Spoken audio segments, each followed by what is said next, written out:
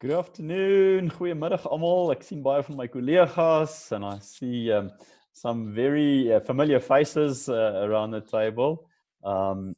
Ja, baie welkom by ons eerste poging om 'n ronde tafel gesprek te hê. We're going to have a Q&A session, a round table discussion. So I'm still seeing some people coming in. Hopefully, yeah, people can join easily. Yeah, it's a different platform. It's not a webinar today. It's a Q&A session, so we can all see each other. And I think we're all very hungry to be connecting with faces and seeing each other in a different social environment again. I think the lockdown. Over the weekend, we raised our bets. So we're at 100 not out, which is great. But we never planned on being here for such a long time, and that's part of the discussion today. So we are just going to admit a few more people, and when we're going to get going. The session today is about talking about critical evaluation of what's happened in the tech space, but actually in the school space over the last 100 odd days. What worked, what didn't work, what are we hearing from schools, and then also what are we hearing from you, the people around the table, a lot of my colleagues around, and I just had a very, very long, interesting email from our provincial manager in the Free State. Chris het vir my 'n lang e-pos gestuur. So ons kan 'n bietjie daaroor gesels. Ons wil regtig net 'n bietjie ondersteun en praat en sê wat het gewerk, wat het nie gewerk nie. Ek dink dis belangrik dat ons onsself op 'n plek sit waar ons sê ons het beplan, of ons het dalk nie eens beplan nie, ons het net gereageer en ons moet krities wees en sê hoe maak ons dit beter in die toekoms. Ek gaan my skerm deel. Ek wil hê dit moet 'n bietjie van 'n gesprek wees, maar as ek my skerm gedeel het, as soon as I share my screen, most of you will probably see the big portion of the screen and less of the people. If you scroll up and down, you will see the participants who are there. And it's not going to be a long presentation, but I just wanted to just give some structure to it. So number one, we're in a Q&A session. Ons gaan saam praat vandag. Ek sien 'n goeie vriend van my, Dr. Dewald Strydom. Hallo Dewald, goed om jou te sien. Ek waai sommer net vir jou. Questions and answer session today means that you've got to prepare some questions or ask some questions. There's a question and answer box at the bottom of your, no, not a question and answer box, there's a chat box at the bottom of the screen. So questions in the chat box, or wave and then talk. We're going to be open with each other, and yeah, feel free to open your mic or just in the participants block, you'll see there's raise your hand or wave or something, and you can ask a question at that point in time. Let's keep our videos on so that we see each other and our microphones off until you really want to interject with a comment. I'm okay with some chaos and some holy chaos, but not unholy and unruly chaos. Let's keep the sense of a meeting and just interject when needed, and if you have a critical question to ask. I'm not going to refer to the contact details. I don't have the slide that Paul Rinken usually does, but I think most of you know who to contact and where to contact. But I just want to refer you to our regular channels. If you're in a province, your provincial manager is still the primary contact, or your deputy provincial manager is still the primary contact to get in touch with FEDSAS. And then please follow us on all our channels, the D6 channel with formal communication from us. The social media, Twitter and Facebook has been really active over the last few months. So if you want to see contact from us, and I think even over the past 2 weeks, we've had really great traction with the WhatsApp voice notes that our CEO sent through, just to ensure that we're on top of the breaking news. I'm going to open the session with a few opening remarks. This is the housekeeping done. We're going to talk about remote learning and governing and get some feedback on that, and then talk about preparing what's to come. And I've got two guest speakers or panelists with me. The one is Willem Kitshoff from D6. We're going to talk about how they saw things in the market. The other one is Chandra May from AVS, and they help schools onboard on the learning management platform side of things. And they're just going to answer a question or so from my side, and then they're open to questions from the floor, and we're going to keep the discussion open. And then I'm just going to make a comment about something on the fourth industrial revolution, if and when we get there. All right, I want to throw something open, and in the vein of just keeping it slightly light. Last week we noticed that when we posted a joke on our internal company group, WhatsApp group, it seemed like everyone needed some comic relief. We're so into this, hulle ons is so besig en alles is crisis en ernstig. So I just gave this some thought. A few months ago, we had even court cases where schools were not allowed to have any alcohol on the school premises because it's against the security and safety regulations, which makes sense to all of us. But there was a definite thing of no alcohol permitted on the school property. Within some weeks after that, the Department of Education supplied all schools with 70% alcohol, and suddenly the rules didn't make sense anymore. So now we've got alcohol to clean, but not to drink. But there's a little paradox in that. When it makes sense, suddenly the rules change. So alcohol is still not permitted on school premises. We're not opening a bar at school. But sanitizer without 70% alcohol is not effective. So we need alcohol. So what's right and what's wrong? And yeah, maybe that's where we got to say this is possibly not the right answer. Put a spray can on the Johnny Black or the Chivas Regal and spray on your tongue every 15 minutes to avoid any kind of virus.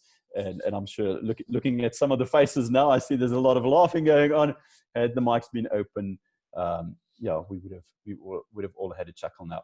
So I think there's something about the letter of the law and the spirit of the law. And in my words, sanity versus sanitizing. Sanitizing is good, but we've got to keep sanity. And all of that is important. So yes, where did we start off with this journey? I think 26 March, midnight, the journey started for us. So in all, for all practical reasons, the 27th of March, we were very uncertain. My question is now, are we more or less certain now than we were 27th March? Weet ons meer of weet ons minder? Met 'n klomp onsekerheid op 27 Maart het ons 'n klomp goed gedoen of nie gedoen nie. En nou het ons 'n baie groter mate van sekerheid oor baie onsekerheid of bietjie meer sekerheid oor werklike dinge. So certainty, uncertainty is the space that we're navigating. 27 March, we had no definitive need for huge change. It was announced for 3 weeks. We knew very little of the impact on schools. Remote schooling was spoken about as a very practical change for a short-term crisis that we needed to do. If we roll it forward by a couple of 100 days, or not a couple of 100 days, 100 days odd, we now see that we know a little more. Our uncertainties may be less because we know that uncertainty is with us. So we do know that we've got to manage for the long term or the longer term. And there's a little typo. Longer term. We know much more and it grows daily. I don't think we can have certainty that what we know now is perfect and final.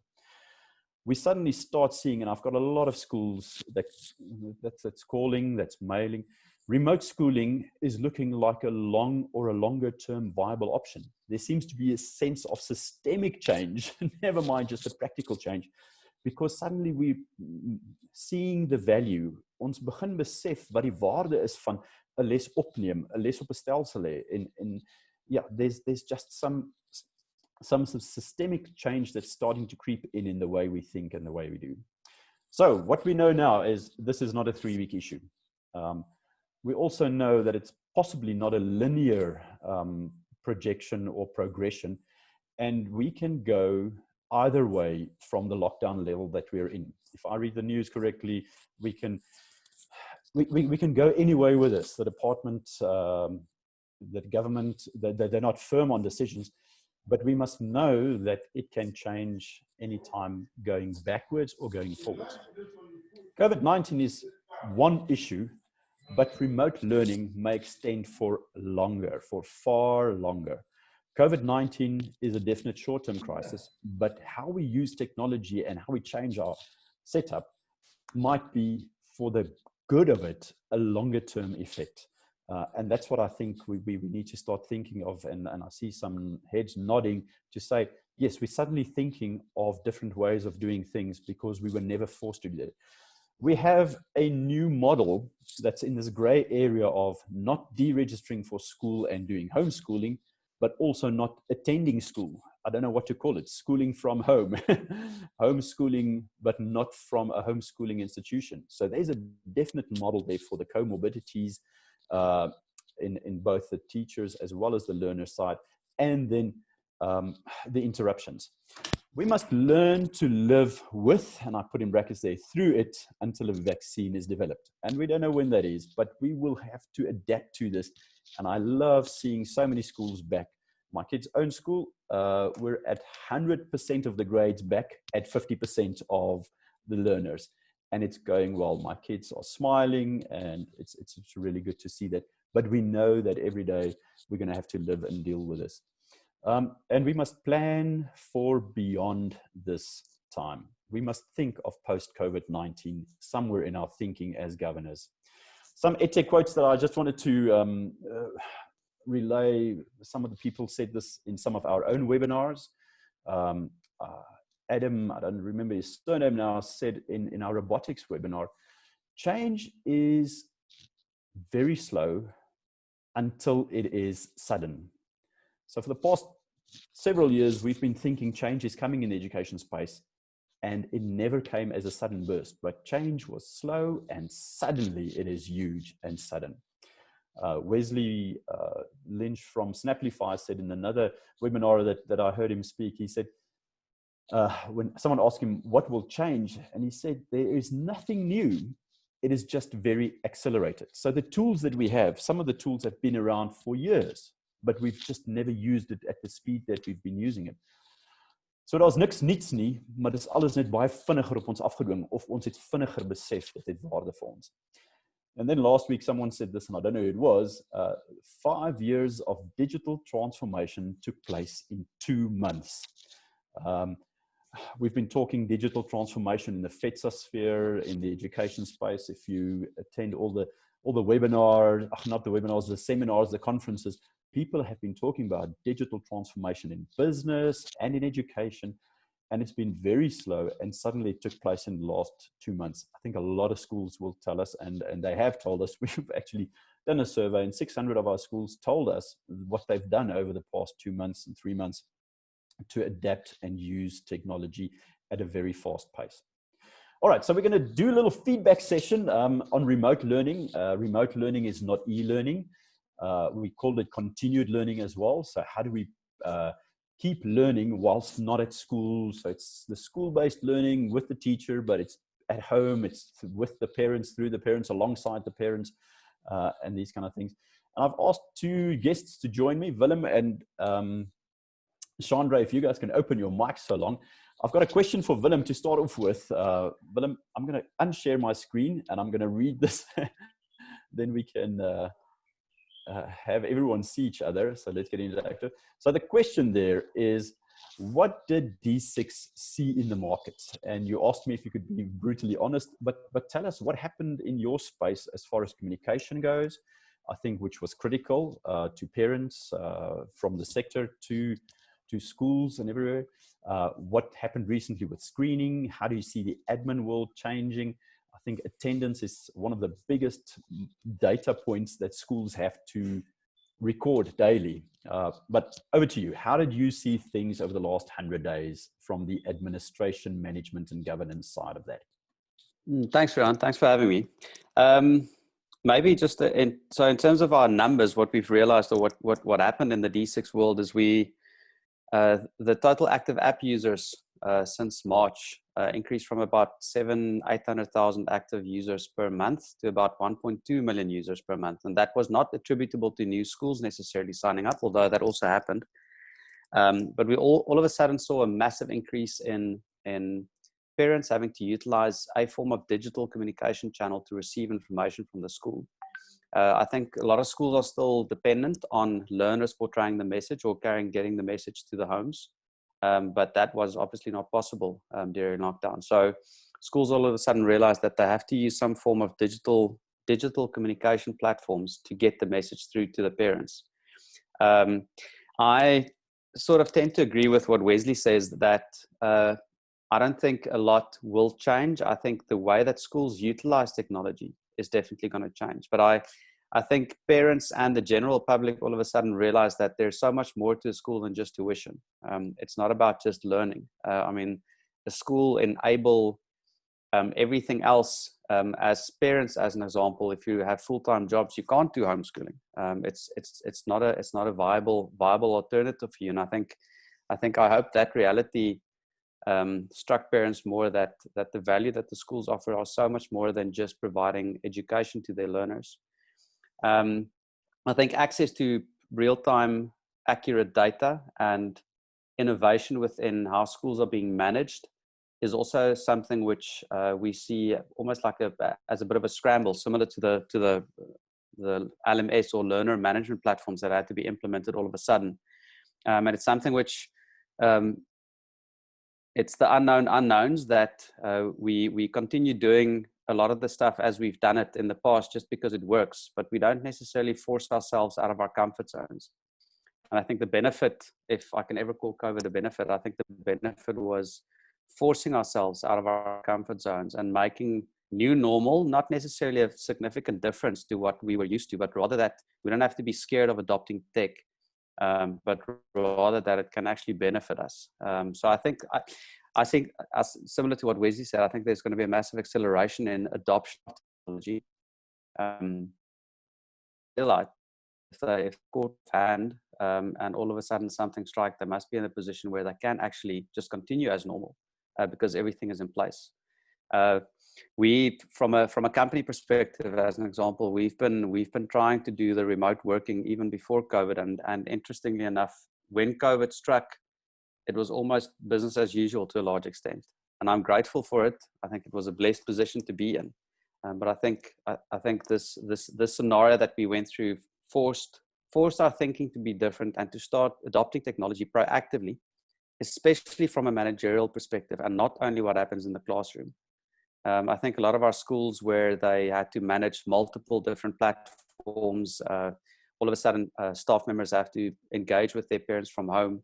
They didn't necessarily have the means to do it because the managerial platforms were either school-based or installed on school computers that one couldn't gain access to, which all of a sudden just becomes, you're completely cut off of your daily responsibilities because you don't have the means to do it. So I think a proactive approach towards adopting innovation within how schools are being managed is, in my view, or in our view, the most important thing, because learning is then something which flows from that. We can't expect schools to promote and adopt technology in the classroom, but the way that we are being managed are still similar to the 1990s or before that. It's a bit of an insight from the inside out. We have to lead by example and adopt technology from a managerial perspective. I like what you're saying. There's a sense of it, and kudos for upping the numbers on users, but it shows that when communication is required, people did, and yeah, well done for the amount of communication that you guys facilitate and the numbers that's on your app. That means that the school can effectively communicate. In my days, we had the oldest and eldest letters. But if you can't even give the child the letter to take home, how do you get the message there? And yes, I see on Hootsuite's research that South Africa is over WhatsApped. We are one of the biggest users of WhatsApps on the continent. But we need formal communication. We need official communication, and kudos for that. The other thing that I can just take out of it, what I'm hearing you saying is that we've got to think differently, and the term is being thrown around. I didn't put that on my slide, but it's a big new phrase called work from home, or the future of work. So there's future of work is already an acronym, FOW, and work from home is also a three-letter piece of jargon that's being thrown around. But on the management side, yes, if everything is at school, and I never thought about it that way, can't continue working if your data and administration and management is at school. So you've got to go to school to communicate with your parents if you have something like a tool to do that, but you can't do it remotely. So there's a strong focus on mobility and adapting. Is that what you're saying? Yeah, I think it's the ability to gain access to the school managerial platforms, whether it's your finance platforms, communication platforms, administrative platforms, curriculum management platforms, LMS, which I'm sure Chandra will touch base on. But it's having access to those platforms via the cloud. All of these, everything is cloud-based these days. But I think a lot of the schools are still stuck on legacy platforms where they don't have the ability, or the platform don't offers that ability. So I think SSAMs, as an example, nothing against SSAMs as a product or as a reporting tool to the DBE, but that is it's a challenge for schools to access their SSAMs data because it's on school premise. You can't access it from anywhere else. So how do we expect schools to operate in the 21st century if our managerial platforms are still stuck in the 1960s? And I think it's a bit of a philosophical passion of mine that I can continue talking for days. But we expect schools to operate or to provide quality, innovative learning, yet management is still stuck in the old days. So I think that's the big drive we want to push. We can't expect schools to be 100% effective if the managerial structures of the school haven't adopted technology first and foremost, before we can expect educators to adopt same in the classroom. So I like what I'm hearing. Thanks, Willem. We might get back to some questions. I'm going to urge the participants, attendees, the people in the webinar, in the meeting, please type a question for Willem if you want, or at the end wave or raise your hand and we can ask some questions. Chandra, I don't know if you can open your mic for us. My next question is to you along the same vein. So I'm going to touch on 3 areas today. The first is what Willem's arena is, and that is management, governance, structure, communication, administration, the day-to-day nuts and bolts that goes on. The second arena that has been disrupted very much is that of the classroom. So how did remote learning look? It had forms of paper-based packages being available at school and parents to pick it up. It had forms of the class goes on WhatsApp. It had forms of D6 communication or Connect app being a channel to communicate with the parents and say, just read these 10 pages, fill out these forms and whatever. And then it had the level of the more online learning platforms. You are involved in Microsoft Teams and roll out to schools, but I know a lot of our schools, and I got the feedback, it was kind of a toss-up between Google Classroom, Microsoft Teams, maybe a little bit of Moodle. But at the end of the day, Microsoft Teams did a lot of good things for the education sector. What did you see in your experience over the last 100 days? What did schools do? What did they do good? Did they onboard? How far did they stretch it? Was it just a platform, or was there synchronous teaching, recordings? How did they interact? That whole scope. Can you give us some feedback of what you saw in the last 100 days? Yeah, absolutely.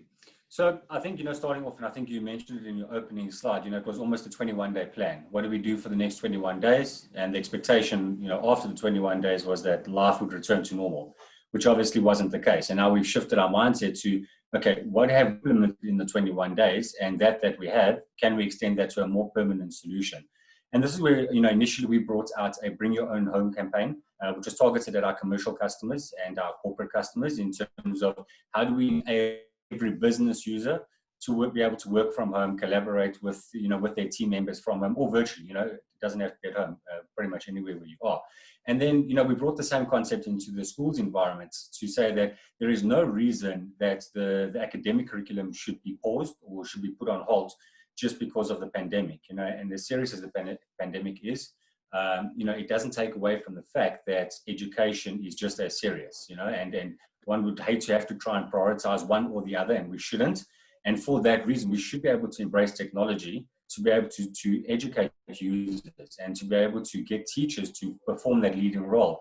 Willem spoke about it and you spoke about it. How do we get management and how do we get teachers, the leaders, to lead from the front and start using the technology? And the one thing that became abundantly clear to us was that there was a huge gap between teachers understanding how these online tool sets work and how they operate in their more manual approach, if I can call it that, you know, the paperback approach.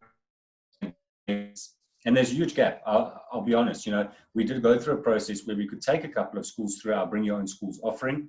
So if I can maybe just take a step back, that Bring Your Own Schools offering involved the process of taking users or taking schools onto an Office 365 platform, you know, doing all the prerequisite planning, and there are some careful considerations which need to be made there, and that's probably one of the lessons learned. How do we onboard them onto Office 365?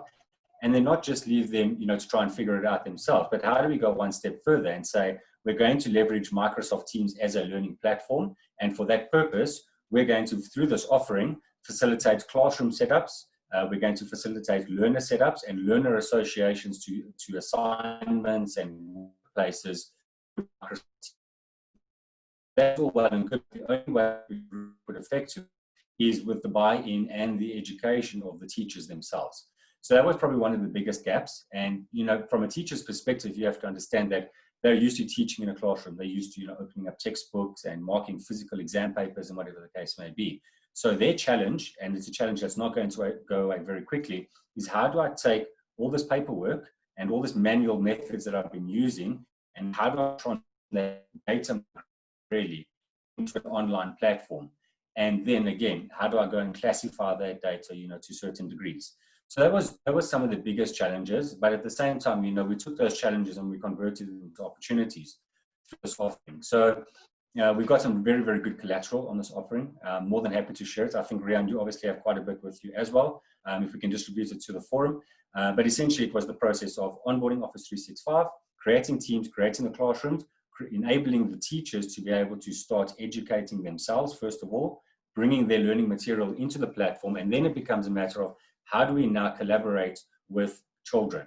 And we spoke about it earlier, you know, that parents, we don't always comprehend how much goes on at school. And we don't always appreciate the interaction at school. And I'll use my daughter as an example. You know, when she was first locked down, it was quite detrimental. She can see her friends in grade 1 for the first year and all that. And when the platform became available, her sheer excitement just to see her friends on the other side of the, you know, as opposed to just the learning aspect of it, I think that's when the penny dropped and you realize that there is another part to this as well. But just from the learning perspective, you know, parents, as an example, have the opportunity now to be more involved. Not all parents are working from home, and we can't, you know, expect even those that are working from home to you know, take time out of their normal operational day to sit, you know, on team remote learning sessions. And that's where, you know, the true functionality comes up. So if we understand that, you know, there's a certain segment that don't have the availability during a normal 8 to 5, you know, workspace, we have got pre-recorded contents that the teachers can use and distribute to both parents and learners. And at the same time, you know, then how do we track it? How do we ensure that learners are actually adopting to this? How do we ensure that they're actually taking to the material? And this is where we do have attendance registers. So we can report back, you know, in terms of what is the attendance on certain classrooms, certain projects, and then the performance, you know, against that as well. In terms of, you know, multiple platforms, I think this was quite important, is that, you know, you spoke about it. Do we go with Google, you know, Google Schools? Do we go with Microsoft Teams? What do we use? And the nice thing is that our solution is pretty much favored across multiple platforms. So we do support, you know, Google Classroom, and we do support Microsoft Teams. The point being that education is at the heart of it, and we shouldn't impede our learners from learning of, you know, which technology we lean towards. As part of the offering as well, you know, one thing here and that has got huge demands and got a huge role to play is security and governance. So in a corporate environment, you know, data leakage protection or prevention plays a very, very important role. And the same should be applied to schools. So if the teacher is working with, you know, sensitive exam material as an example, or sensitive user or learner material, she needs to ensure, or he needs to ensure that that data is protected. How do we protect that data? And that becomes a huge component in terms of cloud, because there aren't those mechanisms to say that, you know, I've got a file as an example, I take this file home with me, no one can see what's in the file. If you don't know what you're doing on the platform, it's very easy to share unknowingly sensitive information with you. That training, I can't stress the teachers teacher side of training more than any other aspect in terms of lessons learned. I can't agree with you more about the teacher training. I think we've been saying it for the past 3-4 years that the hurdle to adopting technology is not necessarily the budget, although it plays a factor. It's not necessarily the environment. It's not necessarily access. It is possibly all in the hands of the teacher adoption maturity. And it's great to see you guys have a focus on that. Just as maybe a one-liner, how quickly can a school convert? I had a question from a principal yesterday. Decision-making process takes a little while, investigation and planning, and then they decide to go for an LMS option for remote learning, or for this continued hybrid learning, some at school, some at home, or extending the school learning to home for the person. You know, we've got a day on and a day off. Is it a 14-day period? Is it a 7-day period? Is it a 3-month period to get ongoing? Obviously, the training for the teachers, you know, you can't grow to maturity by just spending more time. It's got to internalize, but to effectively do the logistics. If you want to, you know, an average school in an average town with average people, the average case is it a 7-day scenario, and you could have the platform kind of sorted.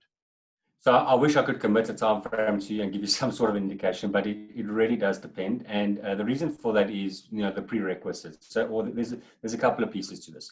First of all, it's the prerequisites. You know, we need to ensure domain registered, you know, is with a public service provider. Then you have the school have, you know, information website. So the whole point of onboarding to the Microsoft Teams solution was the facilitation of it through Microsoft. So the Microsoft engagement and the Microsoft partnership is you know, of utmost importance, because Microsoft does a lot of the verification before we even get to the point where we go and deploy Office 365. So the prerequisites really need to be in place.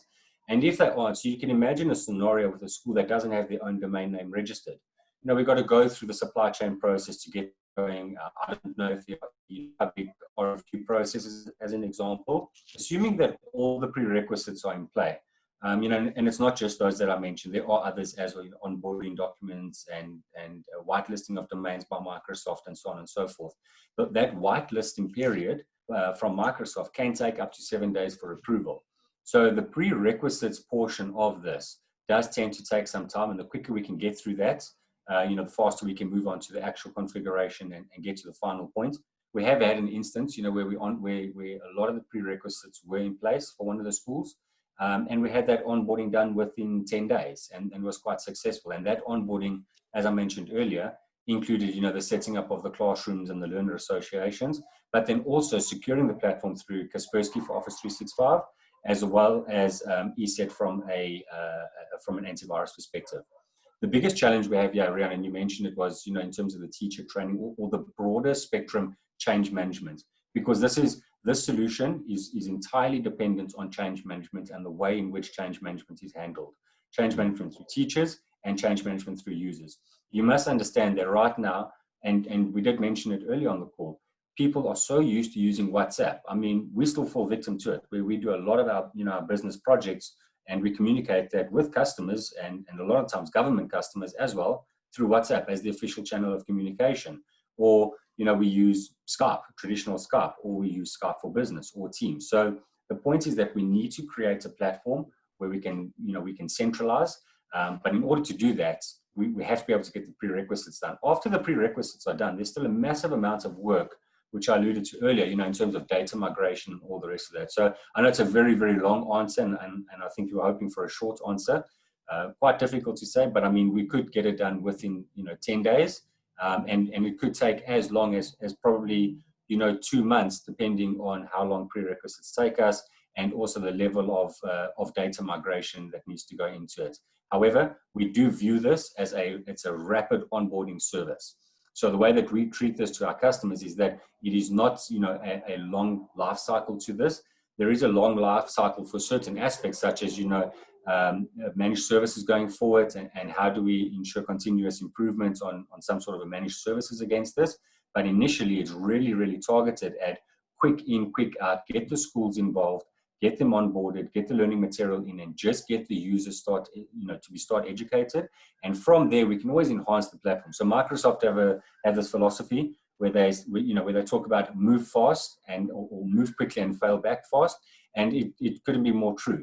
Let's just get it up there. Once we get it up there, we can always bring it back down. But the point is that we can create a platform where our users can be educated, and it doesn't have to take a long period of time. It really doesn't.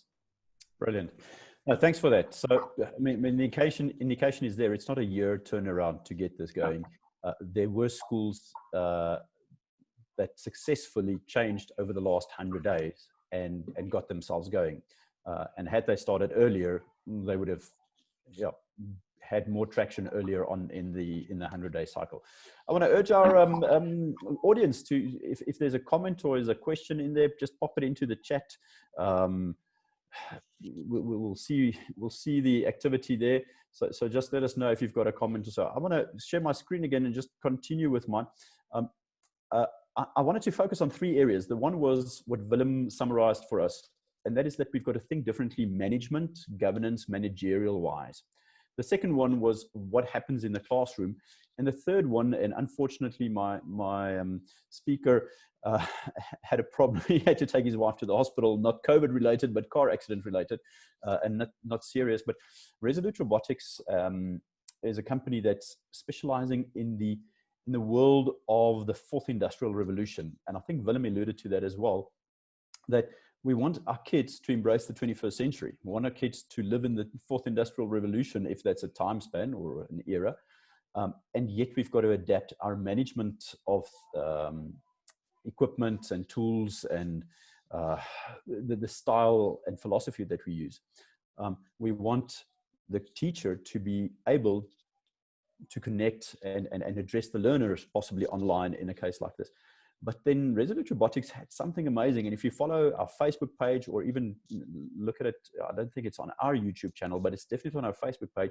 We actually drove a little bit of a campaign for it where they teach online robotics and coding, but they also had a challenge out for learners, probably grade 6 and upwards, to make their own hand sanitizer dispenser by using Arduino and these type of tools that we take our kids to a class to go do that, but we don't ask them to fix the problems of our time because we can just throw money at the problem. And I think we need to think about this differently. This could have been a great learning opportunity for kids to make the school's hand sanitizer dispensers by using a few code. It's a 90-second video, and the link is definitely on our Facebook page, or go have a look at it by Googling Resolute Robotics or searching Resolute Robotics on YouTube.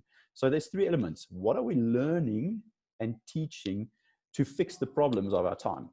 Because we've got a problem and we're not addressing it. So that was just one element of it that I thought, man, instead of going to buy a hand sanitizer, even if it's a foot pump one, why don't you make one with a 9-volt battery and a infrared sensor and a little bit of a pump and an Arduino that you code, and the next thing the kids see how they fix their problems. So those were the 3 areas. I see we've got a comment here.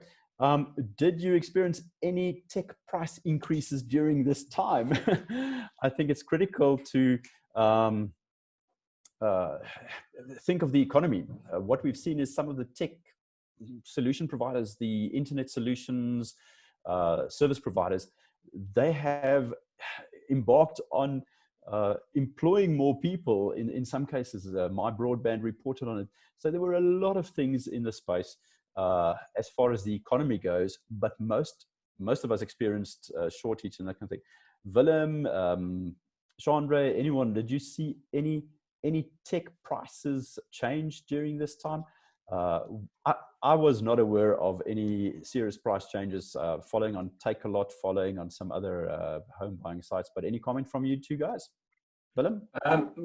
No, so if I may go first, sorry. No, so in fact, Microsoft actually came to the party, just towards the end of March, I think it was, where they released a 6-month free trial on commercial Office 365, so commercial customers and corporate customers. Microsoft actually, froze all commitments from that perspective. And then, to the larger part, they actually then changed that model.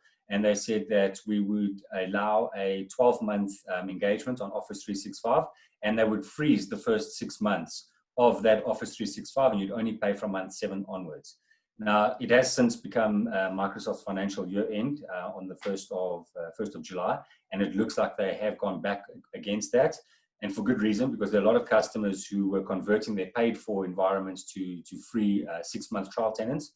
So, you know, their objective to drive business actually cost them business, so that they had to go and sharpen their pencil. But, you know, to a large degree on our other vendors, no, didn't see any price increases at all.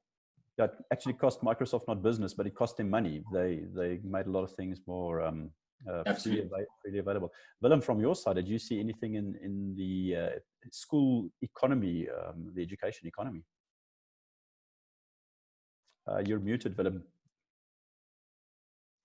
Sorry. No, we have not. Most of the players that we partner with or engage with, they've actually also dropped prices or given their offerings for free for a certain period of time. In order to alleviate the pressure from COVID.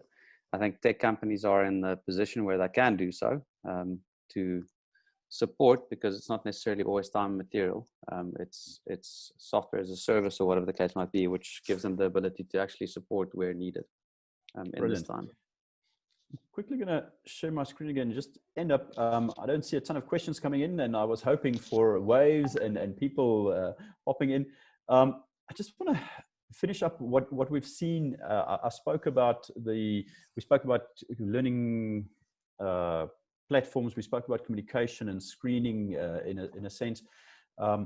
Zero rating has been a big thing that a lot of our schools embarked on, and that's not necessarily gone very well. The Department of Education and Department of Telecommunications and Postal Services have made this avenue available, and a lot of schools have been zero rated on limited networks only. So it's not as if when you do zero rating, you get it on all platforms and all networks. So that didn't help. And then maybe the last thing that we found as you know, in some of our research and surveys and talking to schools, that there were 3 levels of working with. And some of you on the call, principals and teachers, educators and IT people might want to add to this. Initially, there was a big thing that data was the biggest hurdle. We can't afford to do this because, you know, the cost of data is just, it's not possible. In some cases, we've seen that was a myth. Schools that reported that they couldn't teach by means of online services because of the data cost, found out that 90% of their parents said, no, data is not the issue. The second hurdle was that of devices at home. So access to devices, and we've got multiple kids in the same house, and not devices for everyone at the same time. And I think that's what the prerequisites that Chandra spoke about. If you onboard this and the households don't have enough devices for each child to engage on his or her own at the same time, then you've got to stagger classes, because now the older brother and the younger sister or vice versa needs the same device. So that was probably a double the percentage point of burden to the rollout of this. So data might have been a 15 to 25% burden.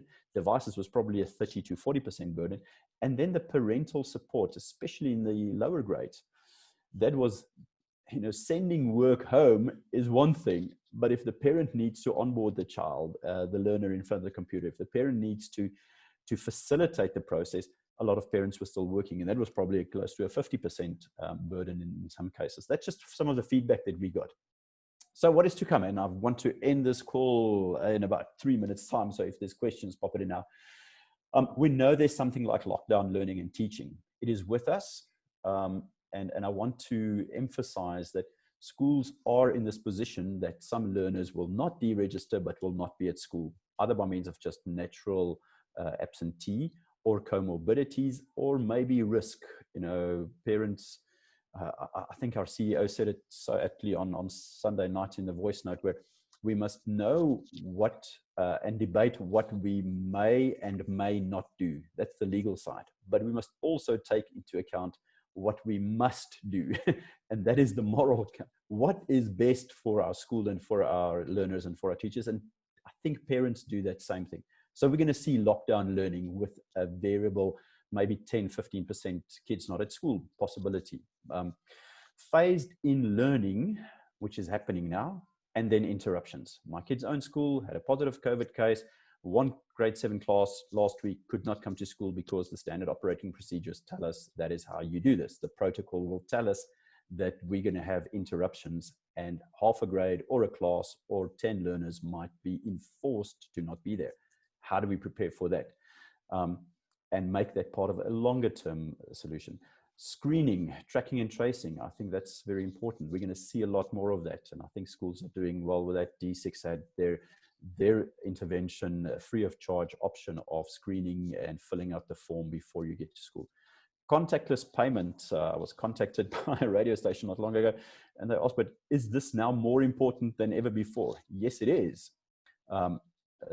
In Afrikaans, it just rings better. Dis kontantlose betalings, maar ook kontaklose betalings. Hoe betaal ek met my kredietkaart by die winkel? Ek gee dit nie, ek tap and go nou met baie meer vrymoedigheid, want ek wil nie iemand moet aan dieselfde ding vat as ek nie. So contactless payments, and with schools opening up, the tax shop is open and kids are going to be buying stuff and this and that. The other thing what's to come is e-governance. And I know government has been throwing this term around. We early on, I think newsletter 11, 12, 13 around, we spoke about e-meetings for a governing body. We spoke about e-decisions that a governing body can make. But we're heading to the point where we're talking e-elections for by-elections. We're possibly going to be faced with the thinking of having an e-AGM and approving the budget by means of an electronic platform. This is not, I'm just preempting what's possibly going to happen. And then what's definitely not to come, but it's here, is the security issue that Chandra also alluded to, the POPI Act, and look out for FEDSAS information on POPI. It's all information, and a lot of that is electronic, and in this day and age, more so electronic. So we'll be sending through a lot of information on our POPI toolkit for schools to prepare. And I think if I can quote Jaco Deacon, our deputy CEO this morning in our staff meeting, is be very wary of just jumping to the fear of POPI. Some companies might really have great solutions for you and put you under the cosh to procure some solutions now. Number one, the FEDSAS POPI policy documents, other toolkits, is included in your FEDSAS membership. Don't go buy something that you've already paid for. Number two, the FEDSAS solution will be tailor-made for schools. So consider that before going to an outside company. So that's, I think, where I want to pause for today. If there's any more Q&A, I'd be happy to take some comments and questions now. Chris, I saw you on the call. I don't know if you're still there. The question that you threw in was very interesting. The one about online learning exposes, if I can use that term, it gives the parent a lot more view into the class of what's happening academically and delivery, and suddenly the world of governance, where the governing body is in that domain, and the world of the classroom meets each other far more regularly, because the parents see, and then the academic committee on the school says, but class A has this, class B doesn't have this. Why did the difference? So Chris, I don't know if you want to comment on that. Then I've got another one. Tony, Western Cape Education Department has signed an MOU with schools to pay for print for youngsters not at school. That's a wonderful initiative. Can panelists compare costs, WhatsApp data versus printing? Tony, I'm gonna jump in on that one. We actually have some costs, and we've got a data counter on one of our documents to say that what it is. Data has reduced an amazing amount at this point in time. Schools' websites can be zero rated on some service providers, but there's the direct cost, and then there's the indirect cost of printing and paper being thrown around. So comparing costs, I think Willem can maybe just comment quickly on using the D6 Communicator or Connect app versus printing paper to send to schools, to send to the households. Willem, comment from your side on just day-to-day communications. Riaan, it's a bit of it's a very broad question in terms of the answer that needs to be given. I think an example that I could maybe show is that we've dealt with a school just outside where I stay in Stellenbosch. That school is a quintile 4 school, although their school fees are about, I think it's 1,200 or 2,000 Rand per year. That school spends about 5,000 Rand just on paper cost to communicate to their parents. You have to consume a significant amount of data to equate that. And I think it's also, it's the printing, the maintenance of the printers, it's the paper, it's the inefficiency of the reach of that piece of communication. There's no tracking on that piece of communication. I know in the classroom it's slightly different, where certain elements must be printed, because I think, especially in the younger grades, it's difficult to draw on a tablet if the parent doesn't have a tablet, or if the tablet is not capable to accommodate the technology. But data is significantly cheaper, and you've got reporting capability to ensure who has received it, who has not. And the majority of the communication that's currently being sent between school and parents are primarily informative communication. It could also be documents, but that's less often. And informative communication through text is almost no data at all. So it's, in my view, it's not factual. It's my gut feel is it's not even comparable. Print cost versus electronic communication. No, if I may jump in there on my opinion as well, from our position, is that it's not future-proof either. So I mean, we've been working with paper for years and years and years, and it's worked decent enough. But we are coming to a point in evolution where it's not sustainable. It really isn't sustainable at all. So I spoke to some of the certain things earlier. How do you ensure that that piece of paper isn't stolen? Every year we hear about matric exams being leaked. This can be prevented with online digital platforms. It can be. So, and I think I agree with Willem. It's very difficult to say that we see a benefit or we see an upside to COVID.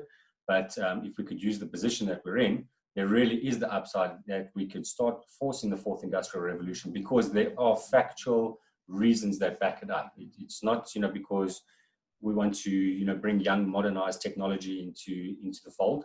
It's because it is backed up by very, very good sense, and there are mechanisms in place which we really could use.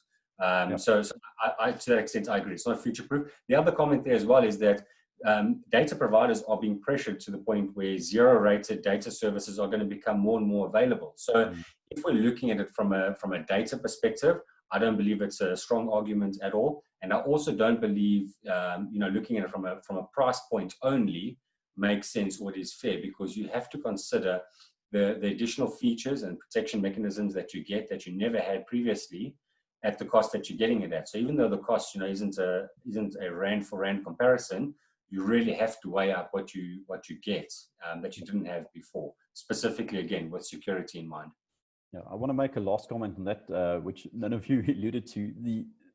The fact that costs have come down. Yes, I think before lockdown, 10 gigs of data cost you 700 Rand on Vodacom.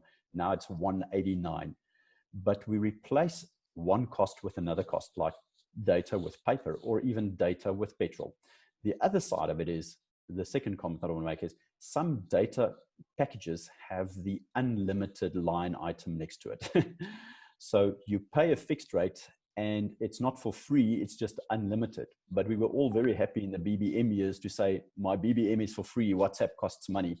Because you can have 1,000 parents coming to your school, sitting in the parking lot and using the school internet, and it's not going to cost you more because you have a flat rate with unlimited usage.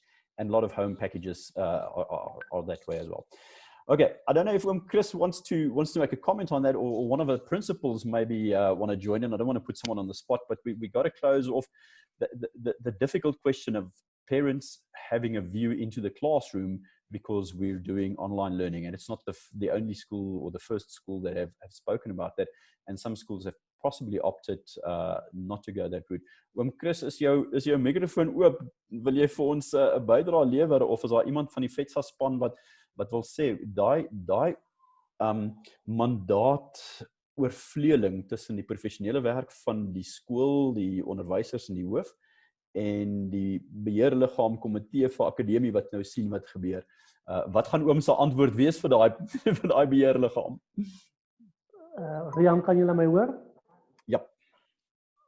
Paul sal seker beter gaan antwoord as ek, maar kom ons sê die akademiese deel, die werk wat die onderwyser dan per e-leer uitstuur, is nog steeds die professionele been. Dis die klaskamerwerk wat eintlik die hoofse verantwoordelikheid is.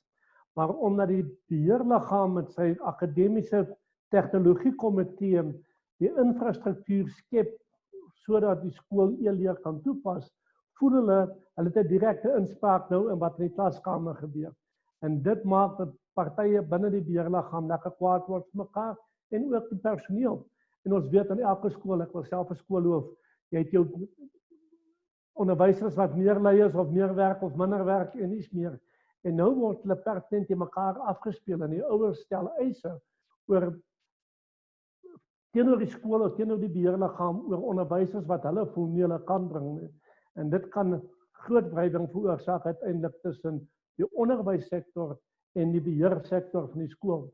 Ek dink die skoolhoof sal hierdie ding baie mooi moet bestuur as die professionele leier in die skool. Absolutely. Baie dankie oom Chris. Yeah, just to summarize that maybe for our English participants, this is a new area or arena for us to navigate through, and we've got to find a working relationship within the governing body to make sure that we don't overstep our boundaries. But at the end of the day, we all want what's best for the learners, and that will be the guiding force if we go with that as the ultimate goal of why the position of trust that the SGB is in. But we've got to talk to each other, because this is now opening up spaces that was never open before. Yeah, so I don't know if one of the other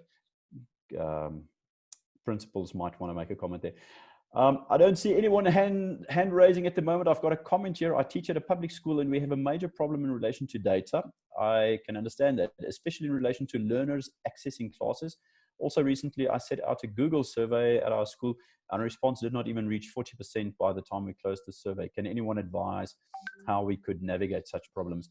Nabil, I want to ask you, please get in touch with me personally. I'm going to give my contact details. It's tech@fedsas.org.za. So email me directly and we can talk about this. There are great options for bridging the data gap at this point in time. The Department of Education must come to the party because 1/3 of the schools in the country need to be connected. But then the data options have really, the pricing has gone down. But everything that we say is very much localized to the context. We don't give you a recipe for all schools. We give you the principles to say, go think about how your solution must be. If you are a data light environment and data light school, you must think differently about remote learning and how to deploy that. And some of it can be driving to school, which is a petrol cost, and downloading the stuff there. Because in essence, in the past, kids were to come to school every day. So you don't have to open the classroom, but they can have access to your network at school and then take everything that they've downloaded. But that brings the argument of devices to the fore and that sort of thing. So please, let's talk about the individual context of that on a personal note. So from my side, we overran a little bit, but I think it was a really worthwhile discussion. I'm going to just put my screen not on speaker view so that I can see everyone. I see our CEO's hand waving. Is he going to open his microphone for us? I'm open. Thank you, Riaan. Thank you for the opportunity. I thought that I would just say thank you to everybody attending and to you as panelists. And this has nothing to do with technology, but I just received the latest new directions, and they deal with the return of other grades to schools. Grade 3, grade 10 on the 20th of July, grades 1 and 2 on the 27th of July, grade 4 and 9 only on the 17th of August, and grades 5 and 8 on the 31st of August. So that is hot off the press. And if we going to have a situation where learners will only return by the 31st of August, that is too late. So the deviations are still in place. I'd encourage our members to apply for deviation or to give notice of deviation so that we can bring back the kids sooner. Thank you very much to everybody who attended and to you as panelists. Thanks, Paul. Goodbye very from much. my Thanks, everyone. Take care. We'll talk next week. Tech Talk at 2 next Tuesday again. Thanks so much. Take care. Bye.